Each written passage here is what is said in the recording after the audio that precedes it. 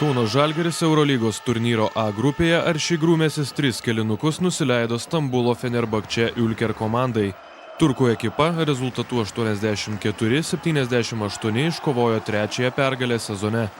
Gana sėkmingai rungtynes pradėję žalgiriečiai po pirmojo kėlinio pirmavo minimalių skirtumų, o antrąjį sugebėjo laimėti 6 taškais.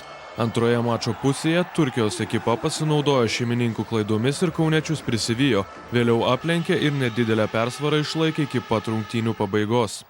Bet be abejo, antroji pusėje vis tik tai eilinį kartą reikia pasakyti, kad ir jėgų pritrūksta.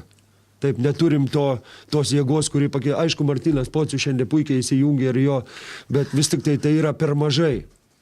Tai yra per mažai. Niekas nekalba, kad taškų reikia primest, bet tie, kurie išeina 4-5 minutės, bent jau turi, kai žvėris atidirb gynyboje.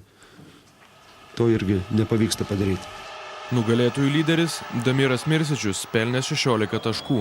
Žalgirio gretose sėkmingiausiai rungtyniavo Martynas Pocius surinkęs 19 taškų ir Dainius Šalinga įmetė 17.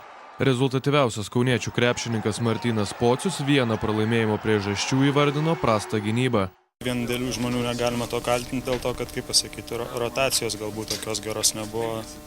Galbūt dėl to nuovargio mes vien su kitu gynyboje nekalbėjom ir kaip pasakyti, kaip sakiau, nebuvo rotacijos ir nepasikeitėm, nepadėjom vienas kitam. Vienintelė pergalė sezone prieš Vilerbanos vėl iškovojęs Žalgiris A grupėje dėl įmestų praleistų taškų santykio 4.